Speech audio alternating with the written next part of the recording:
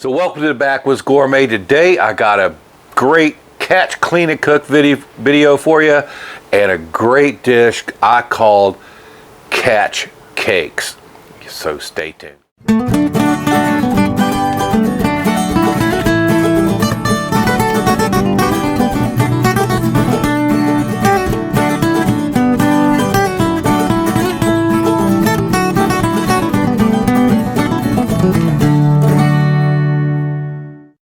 So the reason I call this catch cakes is because you can make this recipe with just about anything you catch, and that any kind of fish, crabs, any kind of shellfish, gonna turn out perfect, I guarantee it.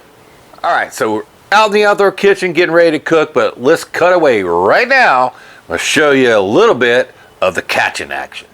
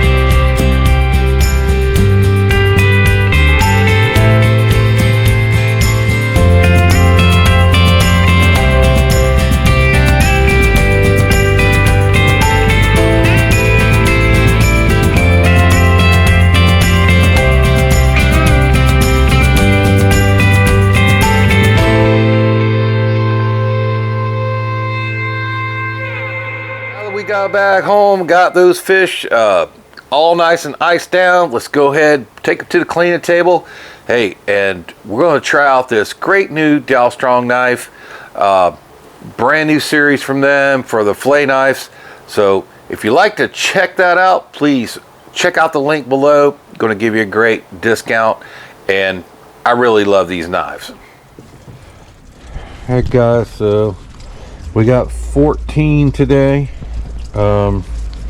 Mixed sizes, probably let another 10 go. Today I wanted to show you the new DALSTRONG Shark Series fillet knife.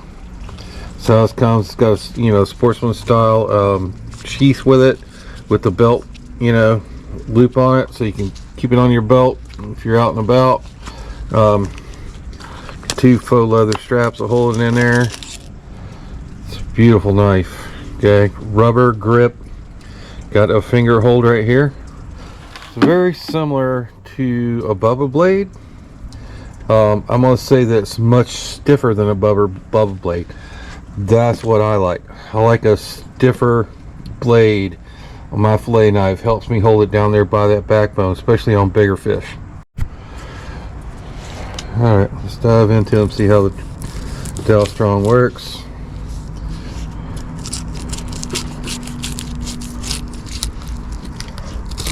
Today I'm just going to cut right through the ribs, leave those ribs on there. You see, even these small guys are spawners. These are females. This lake has some very small run fish.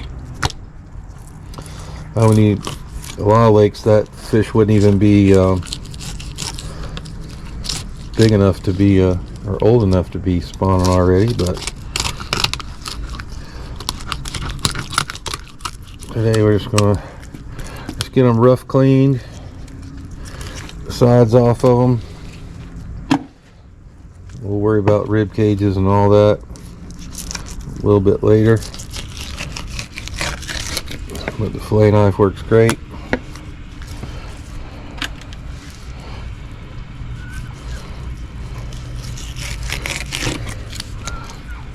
What we'll do later, I'll do one for now just to show you. Let's go ahead and here and take that rib cage right off. Turn my knife down, take that off. Nice little taco. Alright.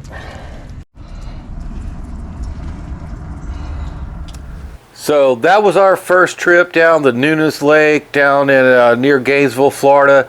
We didn't have pretty much very little idea where to go, what to do. Did end up catching a pretty nice mess of crappie. So those crappie are what we're going to use today to make our catch cakes. And you know what? Those crappie were full of roe. They're springtime. Here in Florida, that means February. And those fish are going up to spawn. So make sure when you're cleaning those guys that you save that roe. That's going to be a great addition to today's recipe.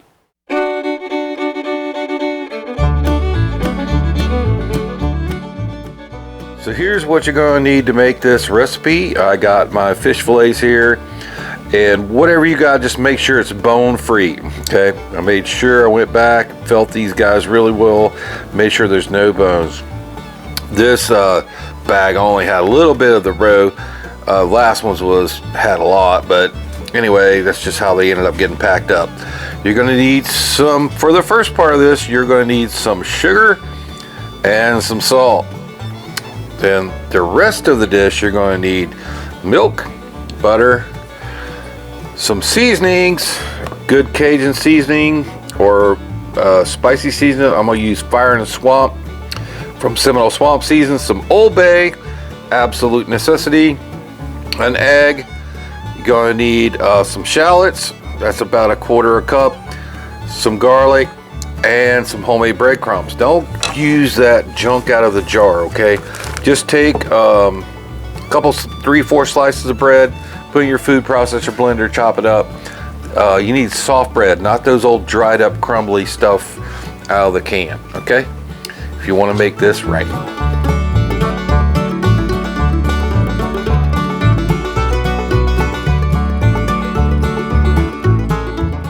Been about 30 to 45 minutes, and you see how these are looking like translucent now. So it's time to take them in the house, rinse them off really good, or bring them back out, and we're gonna get this dish started. So now we got our catch fillets, and it doesn't matter what they are. Today they're crappie, could be redfish, could be bluegill, walleye, pike, whatever you got. Anywhere across the country, just make sure they're boneless. Got those all brined, rinsed off.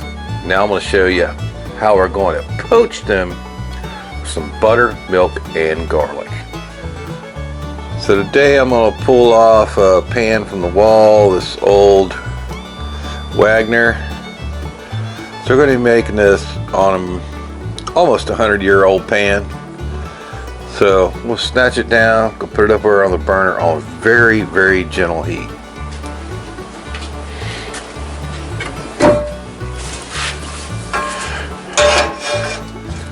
Alright, so got that pan coming up. I'm going to take some of my butter.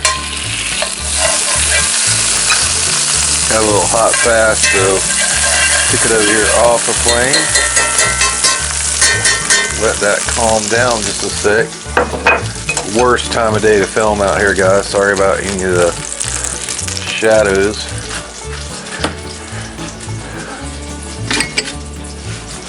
Gonna grab our garlic, sliced garlic. Go ahead and put that in. Just letting that steep a little bit.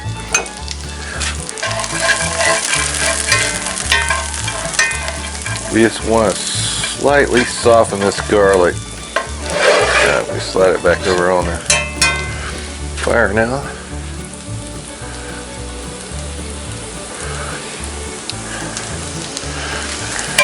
Want that to go along nice and easy.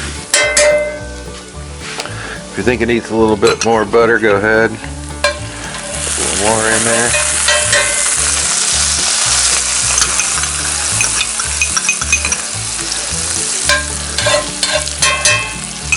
That was about 3 tablespoons total, melted. Started out there.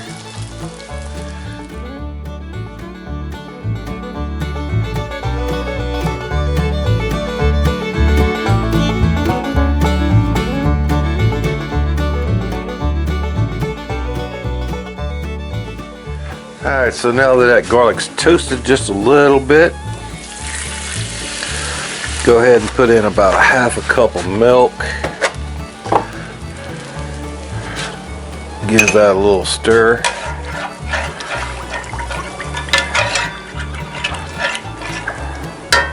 And just go ahead and put in our fish fillets. Again, whatever you got. Fish, crab. Actually, if you have crab, you probably won't have to even go through this step. But mussels, clams, raw crawfish tails, whatever you got. Now, we're just going to poach those very gently in that mixture until they flake.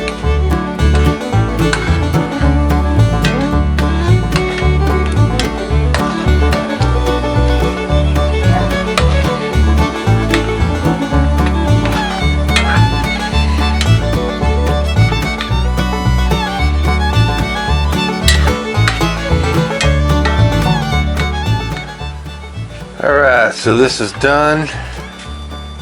Fish is nice and flaky. Just gonna let it sit here for a minute and reduce down a little bit as it cools. Alright, so let's get ready to put this very simple dish together. First I'm gonna do is crack a nice fresh egg right in the bowl. And we're going to beat that real quick. It's going to be our binder for our catch cakes. I'm going to go ahead and, since this works really good, put some Seminole Swamp season right in there.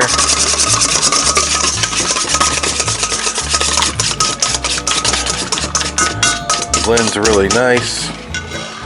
Alright, and then we're going to go ahead bring over our fish, but I'm not bringing all the cream over. I'm just going to kind of strain that out right now. I'll just bring the fish first, and then we'll work on the liquid later if we need it.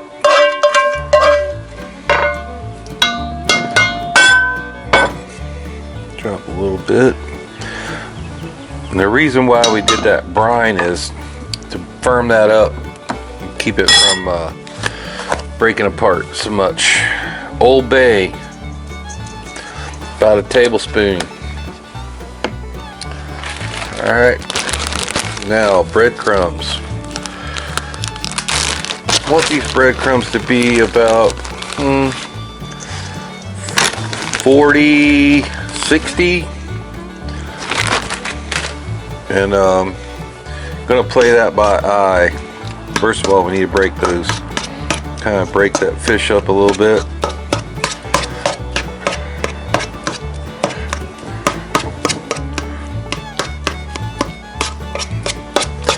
It's nice and flaky, but it's still firm. And we want there to be like chunks in this mixture. Okay, so we're going to start. See any big chunks, just break them up with your spoon if they're really big. Alright. That all mixed in.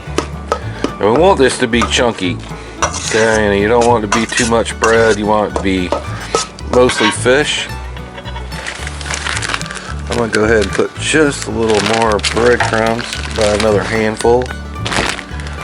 Alright. And then I'm going to go down in the fridge. I'm going to grab our roe, make sure we get that. Alright, so next thing in your roe. I only have a little bit for this, but you know,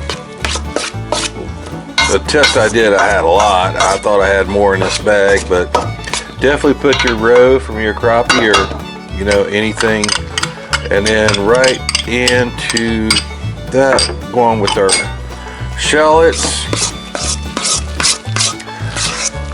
I'm gonna mix those in really, really well. And here's why I didn't put that braising liquid in all at once. I think it's a little dry. Go ahead and just add it by tablespoons in the skillet. That way we can get our consistency right,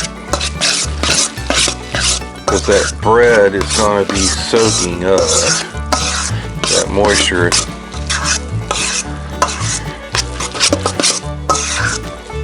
So you see how in brining that fish, if we hadn't done that, this would all have been like tore down into little tiny pieces by now. We're going to go in here by hand, see how it clumps, how it feels right now. It feels perfect. So now we're getting ready to deep fry.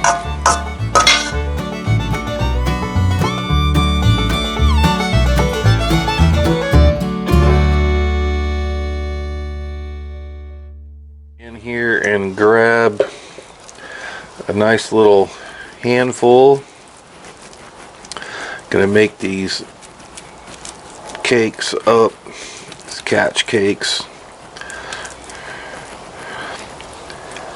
Then it'll be about that size. We're gonna go ahead and drop them into the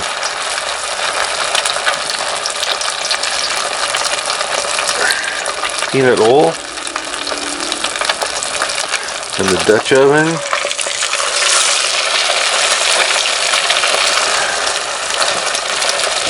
I'll try to make them consistent in size if you can. They don't need a whole lot of cooking. Fish is already done. Looks like we might get 4 out of this batch. Best way, only way to make them, I know, make them with your hands. Alright, flatten them out. We're going to get about 5 out of this batch.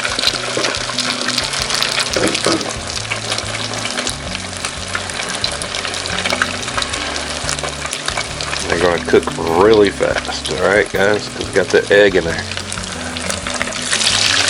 We're going to go ahead and get ready to flip the first one we just put in.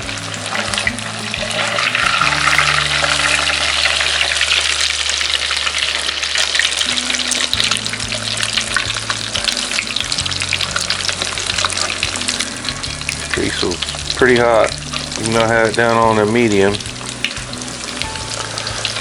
And get this guy to flip over.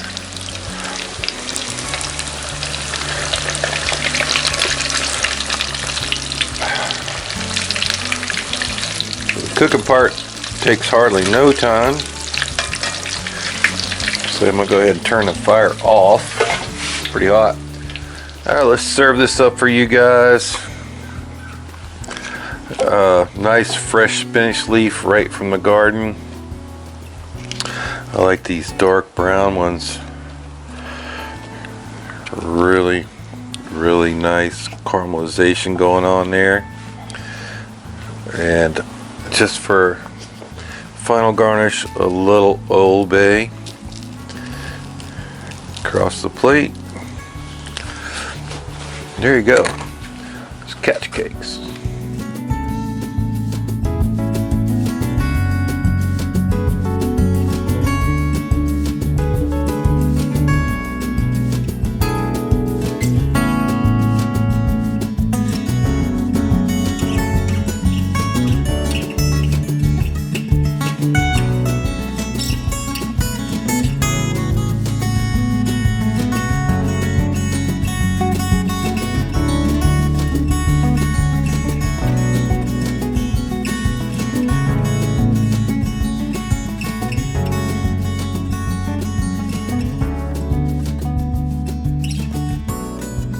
Alright, so let's give this a try.